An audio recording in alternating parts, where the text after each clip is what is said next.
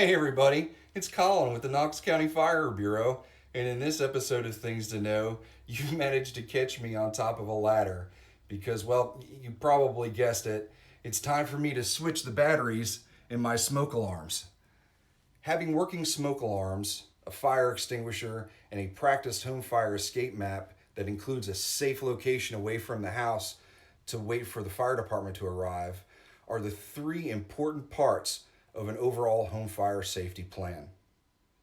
To make sure that our smoke alarms are operating correctly, efficiently, and long term, there are some simple DIY projects that you can do every month, once a year, and every 10 years to make sure that your smoke alarms are working correctly. So let's first take a look at what we're going to do every month. So every month you come up here to your device. Make sure that you take a good look around, make sure it's free of any kind of debris, make sure you take a look and verify that the device is still in date. In other words, it hasn't exceeded its 10-year service life. Use your vacuum cleaner hose to vacuum out any dust or debris, right? Make sure it's free. Also, never paint your smoke alarm. Then every month you're going to wind up testing the audibility of your device. So we're going to test that right now.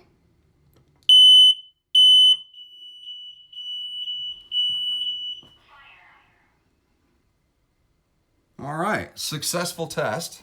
When we test the audibility of your smoke alarm, you're making sure that in an interconnected system like I have in my home, that when one device activates, they all activate. And if your home is equipped with combination devices that sense smoke and carbon monoxide, that the fire sound that you heard from the smoke alarm in the front of the house also activates and that it's operating correctly.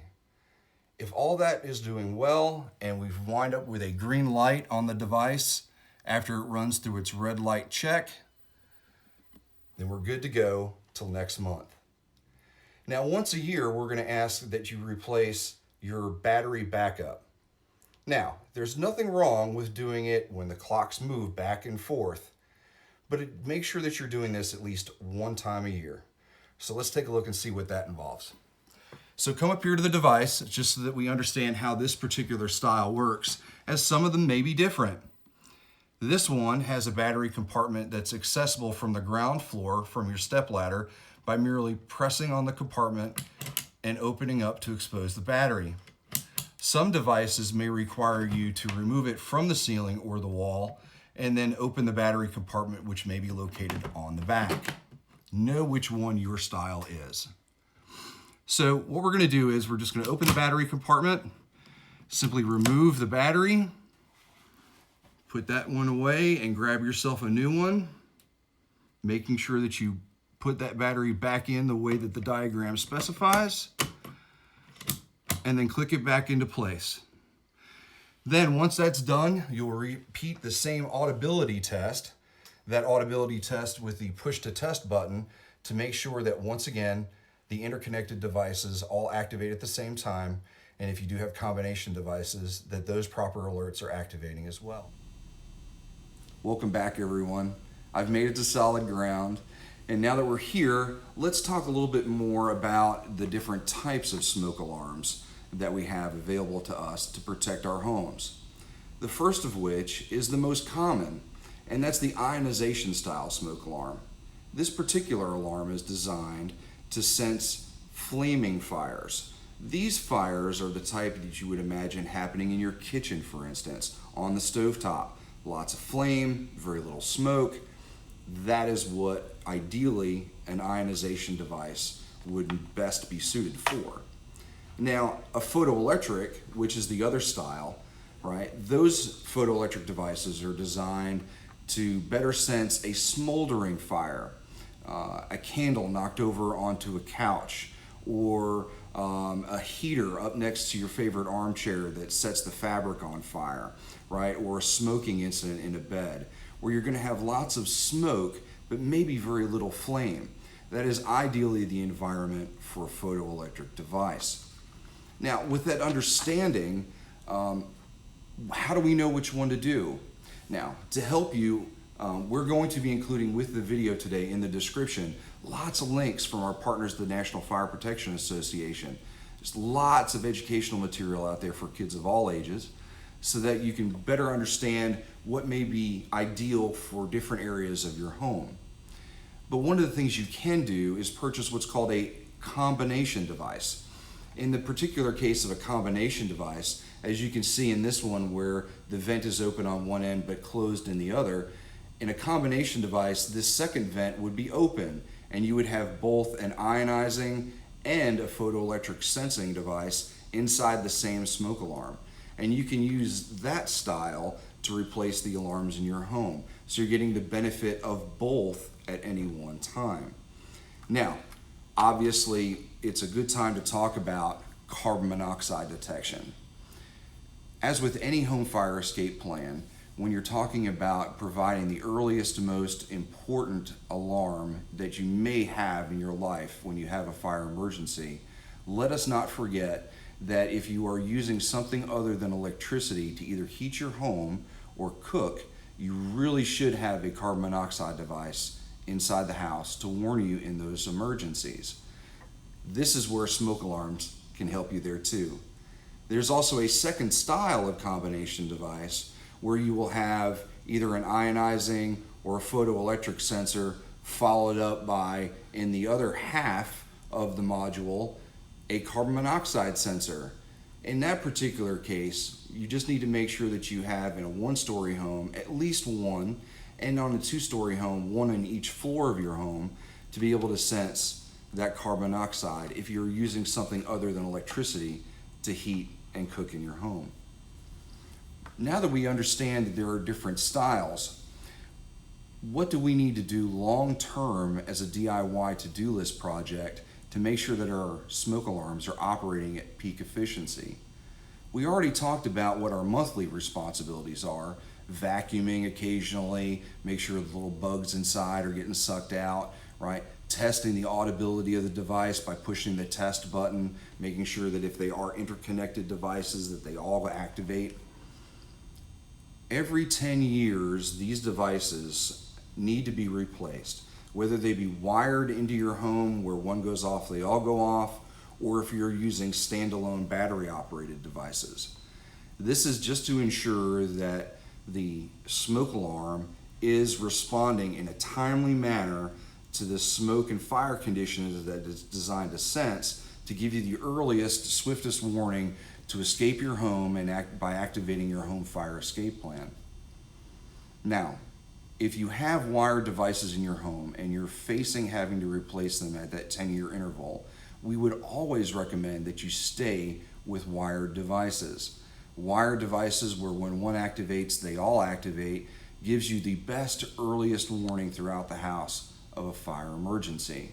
Now, when you go to research your next device, sometimes after you take the device down off the ceiling, you can actually research from the data plate on the back the exact type of device, the brand, the model number, and you can search either at your home store of choice locally or on the internet, making sure that the devices that you're shopping for are all tested to that independent laboratory test and marked with the UL label.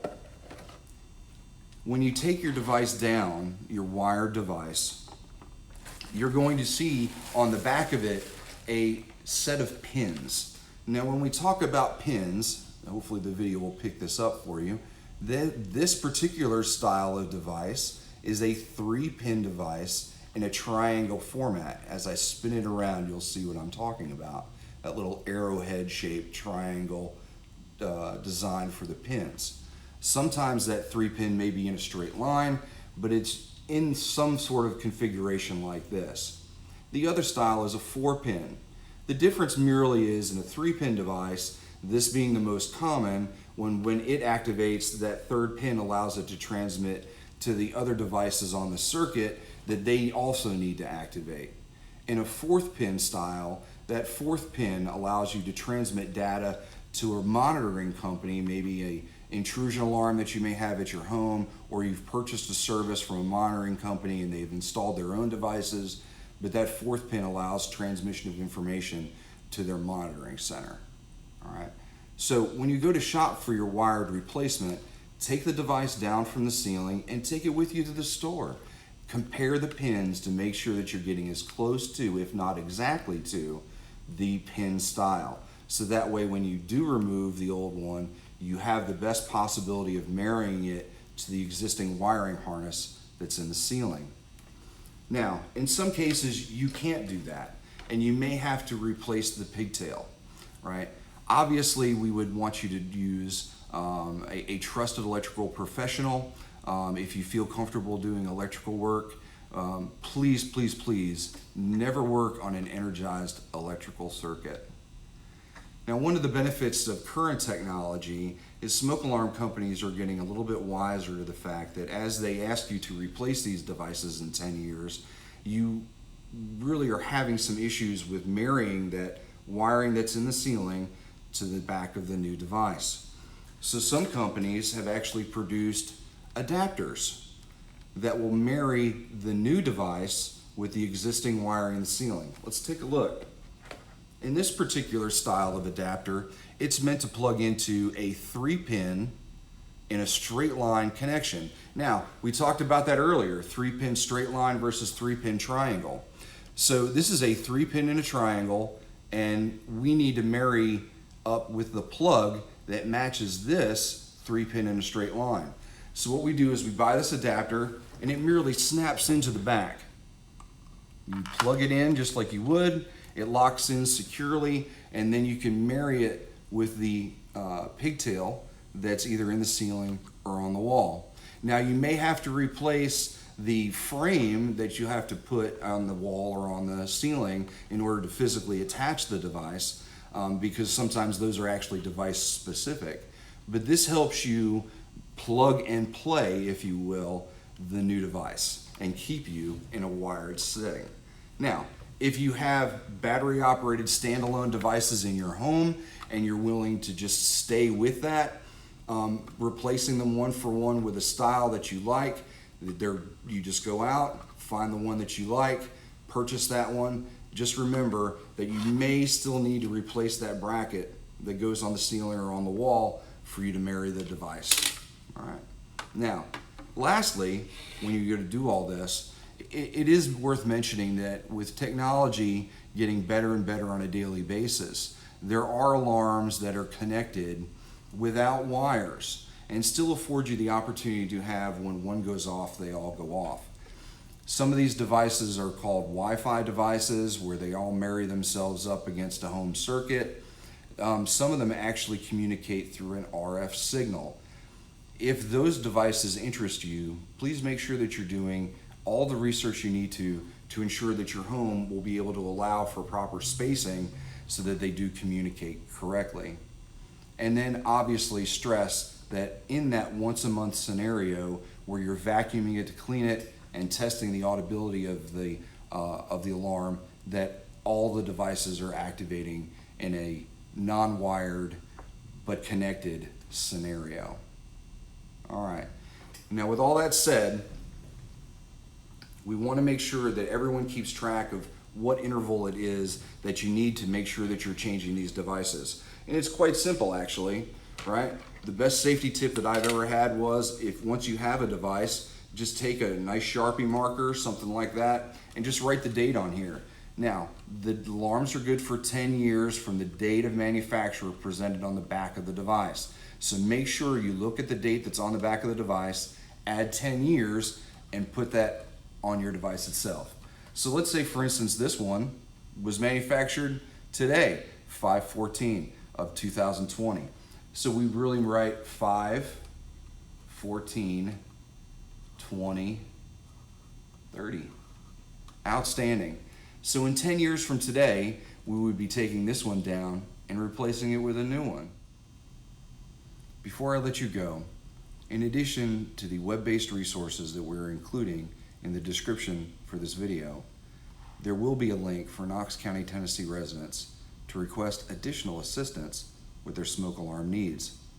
By submitting the form, one of our fire and life safety educators will contact you and answer whatever questions you may have, and if necessary, schedule at your convenience an in-home visit where we can consult on whatever specific special needs you might have. Thank you everyone who continues to like, share, and subscribe to all of our social media platforms, Facebook, Twitter, and our YouTube channel. We hope that sharing this information, it goes a long way to helping make sure that you and your family stay safe. We'll see you on the next installment of Things to Know.